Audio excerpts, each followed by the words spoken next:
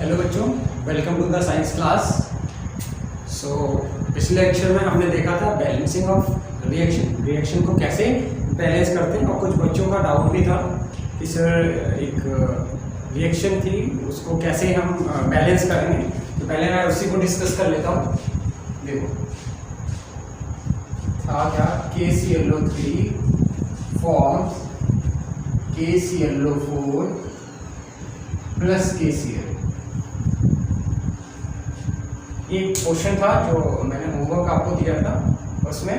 तो इसको कैसे बैलेंस करेंगे, देखो पहले तो बैलेंसिंग ऑफ स्टेप जो था, स्टेप को फॉलो करो। पहला स्टेप था वर्ड में जो रहेगा उसको आप केमिकल इक्वेशन में चेंज करोगे, हमने चेंज कर दिया। फिर लिस्टिंग करोगे, लिस्ट करते इधर KClO आता है, इधर KCl और O भी आता है, ठीक है।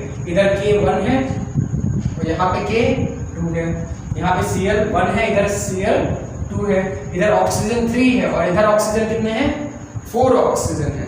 अब इसको बैलेंस करने का, तो लिस्टिंग करने के बाद सबसे बड़ा वाला जो फॉर्मूला है उससे हम बैलेंस करते हैं।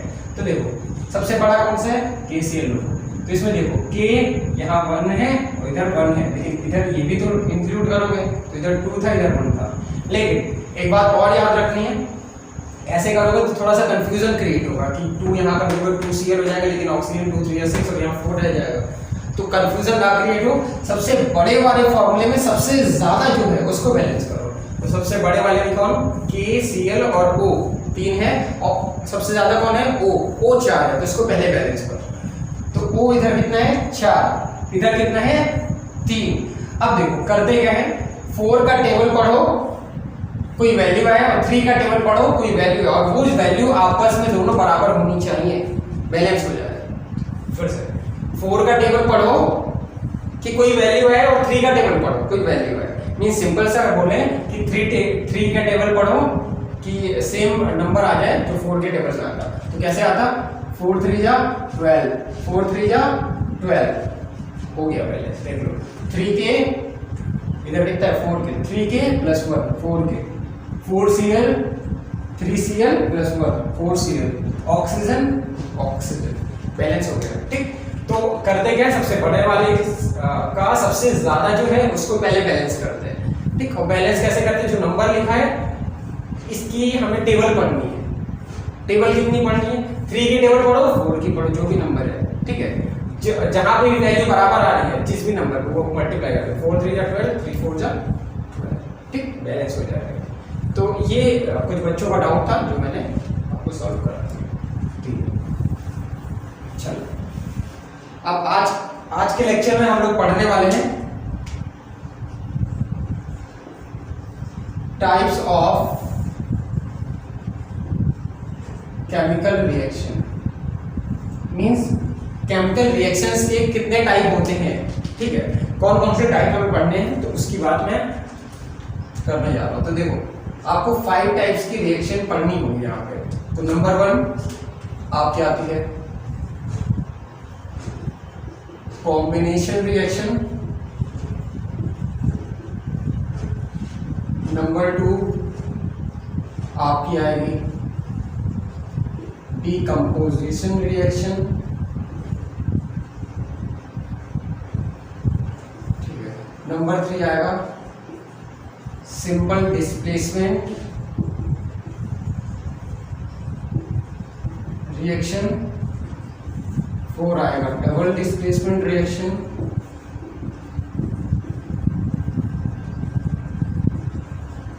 और सबसे लास्ट में पढ़ना है ऑक्सीडेशन एंड रिडक्शन रिएक्शन। तो ये 5 टाइप्स की रिएक्शन हमें पढ़नी है अपने इस चैप्टर में। Combination, decomposition, simple displacement, double displacement और ऑक्सीडेशन रिडक्शन। तो मैं सबको एक बार जल्दी से समझा देता हूँ यहाँ पे, ठीक है। जल्दी से इसको समझ लो, देख लो, फिर आगे एक एक के बारे में पढ़ेंगे। देखो नेम से अगर देखो यहाँ पे कॉम्बिनेशन है, मतलब कुछ लोग कंबाइन होंगे और रिएक्शन होगी, ठीक है। डीकंपोजिशन मतलब क्या होता है, उनका जो कंपोजिशन था, जो उनकी बनावट थी, वो खत्म हो जाएगी, मतलब टूट जाएंगे, ठीक है। तो इसमें ब्रेकिंग ऑफ जो भी कंपाउंड होगा उसका होगा। इसमें क्या है, सिंपल डिस्प्लेसमेंट, मतलब कोई एक कंपाउंड आएगा दूसरे को डिस्प्लेस करके खुद लग जाएगा, ठीक है। जैसे रिएक्टिविटी सीरीज आपने पढ़ी है, हाँ, ऊपर हाइड्रोजन के ऊपर वाले हाइड्रोजन को डिस्प्लेस कर देते हैं, ठीक है। ऐसे ही डबल डिस्प्लेसमेंट, इसमें दो कंपाउंड के बीच में जो भी एटम या ग्रुप ऑफ एटम है उनके थ्रू क्या होगा, डिस्प्लेसमेंट होगा, मींस एक दूसरे के पोजीशन में चेंजेस होंगे, ठीक। ऑक्सीडेशन रिडक्शन, ऑक्सीडेशन मतलब होता है ऑक्सीजन का जुड़ना या हाइड्रोजन का निकलना, रिडक्शन का मतलब होता है हाइड्रोजन का जुड़ना या ऑक्सीजन का निकलना, ठीक है। तो ये सारी रिएक्शन हमें पढ़नी है। तो सबसे पहले नंबर 1 पे आते हैं हम लोग, कॉम्बिनेशन रिएक्शन, ठीक है। As the name suggest, combination मतलब कुछ लोग कंबाइन हो रहे होंगे, तो इसकी डेफिनेशन क्या होगी, reaction in which 2 or more elements are combined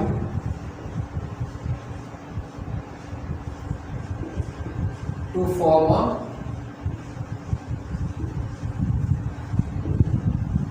new substance. मतलब ऐसी रिएक्शन जिसमें 2 या 2 से अधिक एलिमेंट कंबाइन होंगे और क्या बनाएंगे, एक नए सब्सटेंस का निर्माण करेंगे, उसे हम बोलेंगे कॉम्बिनेशन रिएक्शन। अब देखो कॉम्बिनेशन रिएक्शन कैसे कैसे हो सकता है, क्या क्या कंबाइन कर सकता है। देखो हमेशा एलिमेंट ही नहीं होगा, कंपाउंड भी कंबाइन कर सकता है। तो जो कॉम्बिनेशन रिएक्शन है वो कैसे कैसे हो सकता है, कॉम्बिनेशन रिएक्शन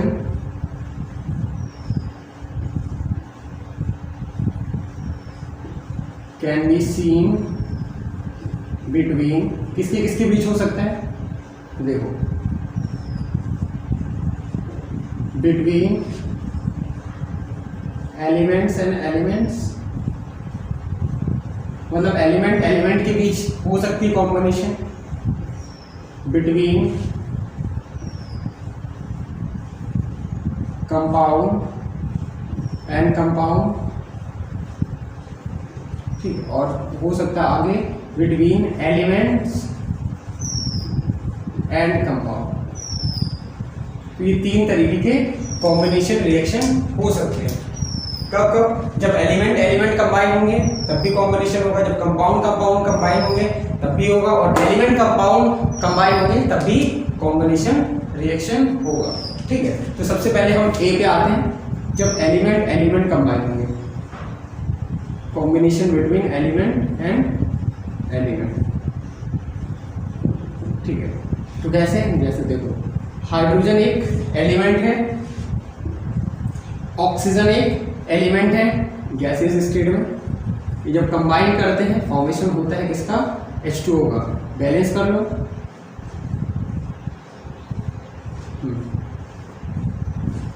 ठीक है, ये वाटर का फॉर्मेशन। तो 2 एलिमेंट कंबाइन होके एक कंपाउंड का या एक न्यू सब्सटेंस का फॉर्मेशन कर रहे हैं, इसे हम बोलेंगे कॉम्बिनेशन रिएक्शन। मतलब दो अलग अलग एलिमेंट या कंपाउंड कंबाइन होंगे और एक सब्सटेंस बनाएंगे, तब कॉम्बिनेशन कहलाएगा, ठीक है। ऐसे ही कार्बन ऑक्सीजन, कार्बन मतलब कोई भी कोल या कार्बन सब्सटेंस ले लो, जैसे कि कोल, उसको जब भी ऑक्सीजन के प्रेजेंस में बर्न करते हैं तो उस रिएक्शन को बोलते हैं कंबशन रिएक्शन, ठीक है। प्रोड्यूस होगा यहाँ पे CO2, क्या प्रोड्यूस होगा, CO2, और साथ में यहाँ पे हीट भी रिलीज होगी। जब भी कोल जलाते हो तो हीट निकलती नहीं निकलती, हाँ, और हीट ऐसे रिएक्शन जिससे हीट निकलती है उसको हम बोलते हैं एक्सोथर्मिक रिएक्शन। आगे डिस्कस करेंगे, ठीक। तो ये हो गया तुम्हारा एलिमेंट एलिमेंट से। ये भी देख लो, हाइड्रोजन गैस, क्लोरीन गैस, क्या बनाया, HCl, ठीक है। तो ये सब क्या है, एलिमेंट एलिमेंट के कॉम्बिनेशन से होने वाली कॉम्बिनेशन रिएक्शन है। अगला नंबर बी, ठीक है। अब किसका हम करेंगे, बिटवीन कंपाउंड एंड कंपाउंड, ठीक है। अब किसका कॉम्बिनेशन होगा, combination of compound and compound. 2 compound combine होंगे, जैसे देखो जब भी अमोनिया में अपन लोग HCl मिलाते हैं, ठीक है, बन जाता है यहाँ पे NH4Cl, अमोनियम क्लोराइड का फॉर्मेशन हो जाता है। ये भी एक कंपाउंड है, ये भी एक कंपाउंड। कैसे पहचानेंगे कंपाउंड? जब दो या दो से अधिक एलिमेंट एक फिक्स रेशियो में कंबाइन होते हैं, उन्हें हम क्या बोलते थे? हाँ, कंपाउंड बोलते थे। वेरी गुड, ठीक है। तो ये हो गया कंपाउंड के बीच का कॉम्बिनेशन। और भी देख लो, देखो कैल्शियम ऑक्साइड में जब भी क्या पास करते हो? CO2। ये क्विक लाइन में CO2 पास करते हो, बन जाता है CaCO3, ठीक है। और ये कहलाता है कैल्शियम कार्बोनेट, या फिर इसको मार्बल भी बोलते हैं, या फिर लाइम स्टोन नाम से भी जानते हैं, ठीक है। इसको लाइम स्टोन भी बोल दो, या फिर यही सेम फॉर्मूला होता है मार्बल का। और देख लो, जब भी अमोनिया को अपन लोग मिलाते हैं वाटर में, तो ये बन जाता है अमोनियम हाइड्रोक्साइड। ये एक बेस होता है, ठीक है। ये क्या है? बेस है, अमोनियम हाइड्रोक्साइड। तो ये सब क्या है? कॉम्बिनेशन रिएक्शन है बिटवीन कंपाउंड एंड कंपाउंड, ठीक। आगे आते हैं सी पे। अब सी में क्या कंबाइन करना है अपन को? एलिमेंट को कंबाइन करना, एलिमेंट और कंपाउंड को कंबाइन करना है। एलिमेंट और कंपाउंड जब कंबाइन होंगे तब भी कॉम्बिनेशन रिएक्शन देखने को मिलती है। जैसे देखो, कार्बन मोनोऑक्साइड एक कंपाउंड है, ठीक है, और ऑक्सीजन एक एलिमेंट है, ठीक है। एलिमेंट क्या होते हैं? जिसमें एक ही तरीके के एटम, ठीक है। और कंपाउंड्स क्या होते हैं? जिसमें दो या दो से अधिक एटम एक फिक्स रेशियो में कंबाइन होते हैं, उसे हम कंपाउंड कहते हैं। ये एक दूसरे में मिक्स होंगे और फॉर्मेशन हो जाएगा इसका CO2 का। इसको बैलेंस कर लो तुम, ठीक है। कार्बन मोनोऑक्साइड को जब भी ऑक्सीजन के प्रेजेंस में हीट करोगे, हल्का सा क्या प्रोड्यूस हो जाएगा? CO2 का प्रोडक्शन हो जाएगा। तो ये भी क्या है? एक कॉम्बिनेशन रिएक्शन है, ठीक। तो ये बात थी कॉम्बिनेशन रिएक्शन की। अब नंबर 2 हम लोग देखेंगे डीकंपोजिशन रिएक्शन। पहले इसको आप नोट करें।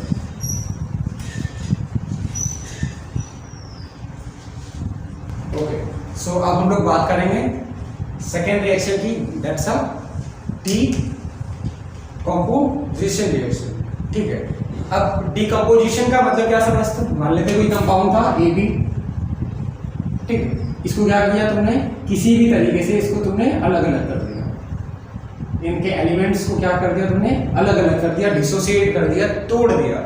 इस रिएक्शन को हम क्या बोलेंगे? डीकंपोजिशन रिएक्शन, या फिर इसको डिसोसिएशन रिएक्शन भी बोल सकते हैं, ठीक है। तो डीकंपोजिशन रिएक्शन क्या होता है? Reaction in which a single compound is broken down into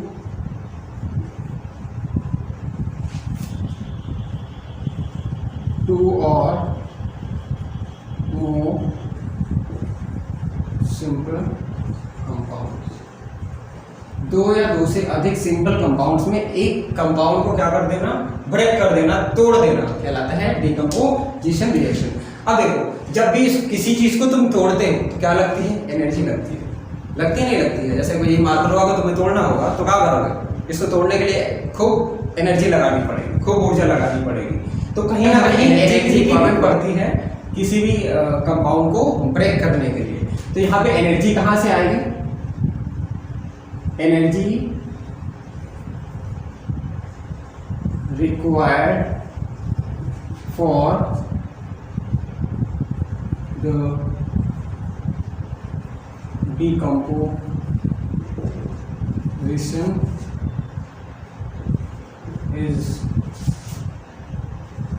obtained from heat,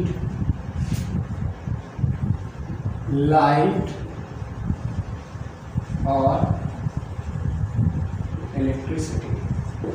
जो एनर्जी चाहिए डिकम्पोजिशन के लिए वो हीट से भी मिल सकती है, लाइट से भी मिल सकती है, इलेक्ट्रिसिटी से। मीन सिंपल सा कहने का मतलब है यहाँ पे कि जो एनर्जी डिकम्पोजिशन रिएक्शन के लिए चाहिए होती है, या तो वो हीट से मिल जाती है उसको, या तो लाइट से मिल जाती है, या तो इलेक्ट्रिसिटी। ठीक है, मतलब समझ सकते हो कि ये रिएक्शन हीट, लाइट और इलेक्ट्रिसिटी के प्रेजेंस में होती होंगी। ठीक है, अब देखो जब हीट से होगी तो क्या कहलाएगा, लाइट से होगी तो क्या कहलाएगा, इलेक्ट्रिसिटी से होगी तो क्या कहलाएगा। देखो अगर हीट की मदद से क्या हुआ, डिकम्पोजिशन हुआ, तो कहेंगे थर्मल डिकम्पोजिशन। मतलब एनर्जी अगर हीट से मिली, हीट किया गया तो थर्मल डिकम्पोजिशन। लाइट से मिला तो कहलाएगा फोटो डिकम्पोजिशन।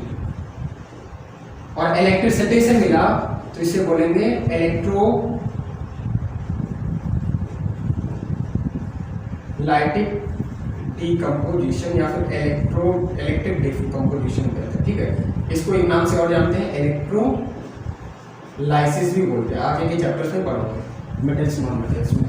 ठीक, तो ये 3 तरीके के डिकम्पोजिशन है।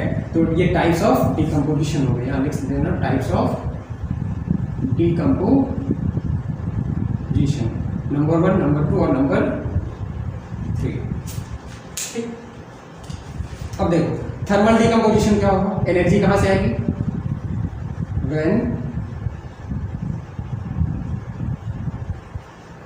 when decomposition occurs in presence of heat के प्रेजेंस में जब डिकम्पोजिशन हो उसे हम कहेंगे थर्मल डिकम्पोजिशन। एग्जाम्पल, अब देखो हमने एग्जाम्पल में जब भी बेसिक पढ़ा था तो वहां पे बताया था आपको हीटिंग इफेक्ट ऑफ कंपाउंड्स को क्या हीट करेंगे तो क्या क्या ऑब्टेन होगा। ठीक है, तो वही यहाँ पे रिएक्शन हमें देखेंगे। तो सबसे पहले कार्बोनेट देख लेते हैं। जैसे जिंक के कार्बोनेट को हमने लिया, हीट किया, बताओ क्या क्या बनेगा कार्बोनेट को हीट करने पे।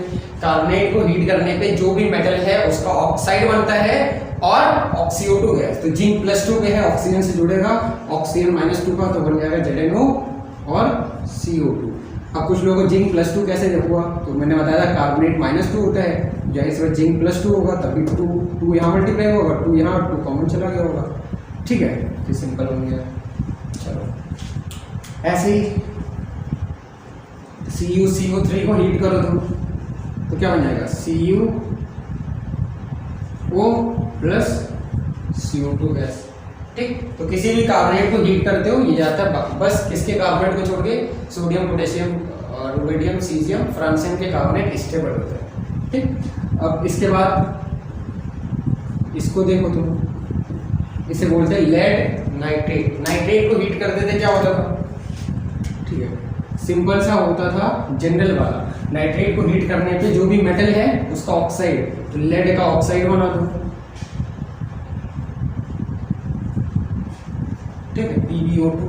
अब आगे क्या बनेगा, लेड ऑक्साइड के साथ साथ यहाँ पे कौन सी गैस निकलती थी, NO2 प्लस गैस निकली कौन सी, ऑक्सीजन। ठीक है, तो ये रिएक्शन आपको देखने को मिलेगी। कार्बोनेट की हीटिंग हो गई, नाइट्रेट की हीटिंग हो गई। एक हीटिंग है सल्फेट की, सल्फेट को हीट करते हैं तो SO2 गैस मिलती थी। ठीक है, लेकिन यहाँ पे वहां पे भी बताया गया था आपको, जब भी इसको लोगे तुम फेरस सल्फेट को .7H2, इसको हम बोलते हैं ग्रीन विट्रियोल। इसका कलर होता है ग्रीन कलर, ग्रीन कलर का क्रिस्टल होता है। ठीक है, तो जब भी इसको हीट करोगे तो क्या बनेगा, पहले वाटर रिमूव होगा, बनेगा FeSO4। ठीक है, अब FeSO4 को जब हीट करोगे तो यहाँ बनता है क्या, Fe2O3, साथ साथ यहाँ पे गैस निकल जाती SO3 प्लस SO2। ठीक है, SO3 और SO2 दोनों गैसों का क्या होता है, इवोल्यूशन होता है जब भी क्या करते हैं हम लोग ग्रीन विट्रियोल को हीट करते हैं। ये बात आपको याद रखनी है। ठीक है, वहीं पे अगर आप इसको हीट करते, अगर इसको हीट करते तो यहाँ पे यही बनता, ये बनता और SO2 गैस ही रिलीज होती, SO3 गैस रिलीज नहीं होती। ये कंपटीशन में पूछा गया सवाल है, तो इसको याद रखें। जब भी FeSO4 को हीट करेंगे तो ये मिलेगा, मतलब फेरिक सल्फेट को हीट करेंगे तो SO2 मिलेगा, फेरस सल्फेट को हीट करेंगे तो SO3 और SO2 दोनों गैसें रिलीज होंगी। तो ये है थर्मल डिकम्पोजिशन। ठीक है, अगला आते हैं फोटो डिकम्पोजिशन। देखो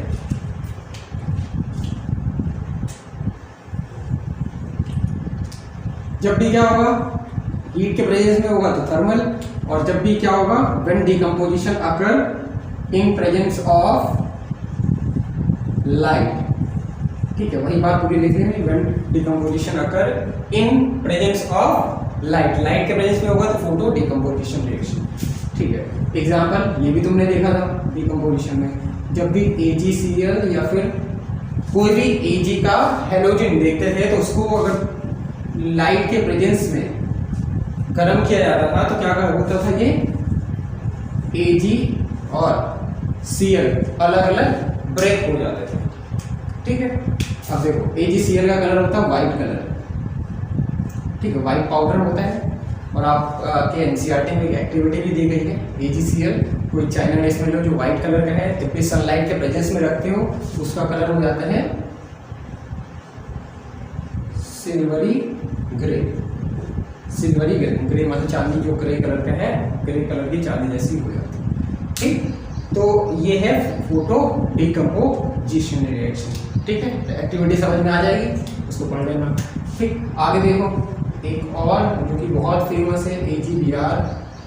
ठीक है, इसको H के प्रेजेंस में जब क्या करोगे, सनलाइट के प्रेजेंस में या कोई भी लाइट के प्रेजेंस में जब इसको लेके जब ये लाइट के प्रेजेंस में आएगा तो ये टूट जाएगा AgBr में, Ag और Br में टूट जाएगा।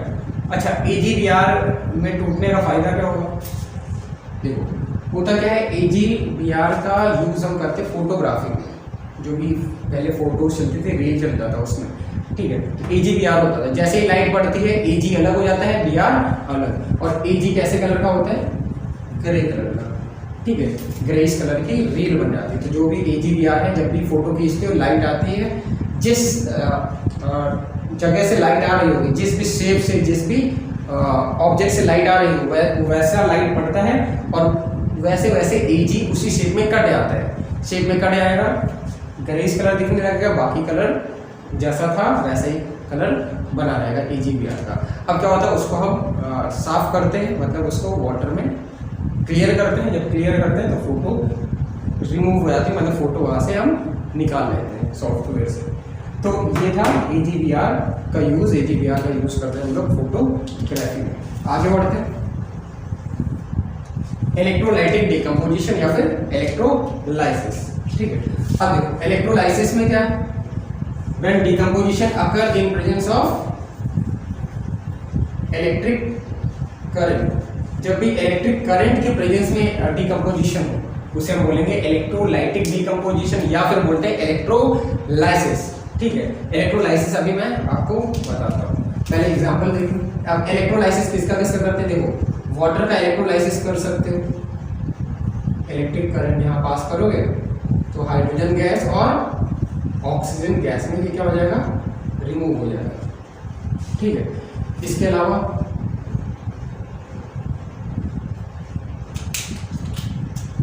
NaCl का कर सकते हो,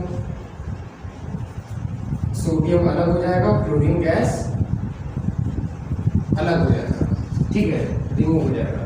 तो ये इलेक्ट्रोलाइसिस है इसकी, सोडियम NaCl की। ठीक, एक चीज छूट गया फोटो डिकम्पोजिशन में। देखो फोटो डिकम्पोजिशन में H2O हाइड्रोजन परऑक्साइड, इस पे भी जब भी लाइट पड़ती है तो यहाँ पे वाटर प्लस ऑक्सीजन रिमूव हो जाते हैं, वाटर और ऑक्सीजन गैस हो जाता है। अच्छा, इसका इस्तेमाल ज़्यादातर इंडस्ट्रीज यूज करती हैं आजकल। ऑक्सीजन के सिलेंडर का बहुत ज़्यादा डिमांड बढ़ गया था, तो यही प्रोसेस होता है वहाँ पे इंडस्ट्रीज में ऑक्सीजन फॉर्म करने का। ठीक है, और भी प्रोसेस है, ये भी एक प्रोसेस है। H2O पे क्या करो, कोई भी लाइट डालोगे हाई इंटेंसिटी की, H2O और ऑक्सीजन में टूट जाएगा, ऑक्सीजन गैस रिलीज हो जाएगा। ठीक, अब देखो इलेक्ट्रोलाइसिस हम देखते हैं जल्दी से। देखो करो क्या, आप जनरली ये ठंडक में करते भी हो। ठीक है, एक बीकर लो, वाटर लो, ठीक है, इसमें 2 रॉड डालो।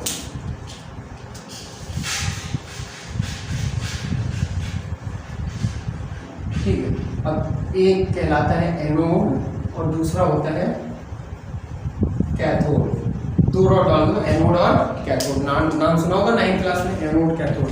अब देखो, अब क्या करो, बाहर से इसको कनेक्ट कर लो बैटरी से, या फिर हम लोग इलेक्ट्रिक करंट है घर में उससे कनेक्ट करते हैं। तो होता क्या है, देखो इस पे नेगेटिव चार्ज आता है, इस पे पॉजिटिव। तो होता क्या है, इधर से करंट जाता है अंदर, ठीक है, और करंट ऐसे चलाता, सर्किट पूरा होता है। अब अंदर में होता क्या है, यही डीकम्पोजिशन, जो तुमने वाटर लिया था, ये वाटर टूट जाता है किसमें, हाइड्रोजन और ऑक्सीजन गैस में।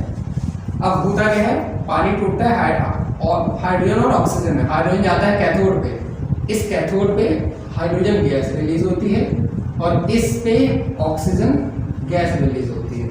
और तुमने देखा जब ठंडा में पानी गर्म करते हो तो होता क्या है कि अगर तुमने पूरा बकेट भर के पानी लिया है, जब वो उबलने लगता है, जैसे जैसे टाइम बढ़ता है, जैसे जैसे बॉईल करता है, वाटर का लेवल कम होता जाता है। क्यों? क्योंकि वाटर डिसोसिएट होके हाइड्रोजन गैस ऑक्सीजन गैस में रिलीज होता जाता है, ठीक है। ऐसे ही जब किसी को सांस लेने में दिक्कत होती है तो हम क्या करते हैं, अब बहुत ज़्यादा बॉइल्ड वाटर को क्या करते हैं, बोलते हैं भाप लो।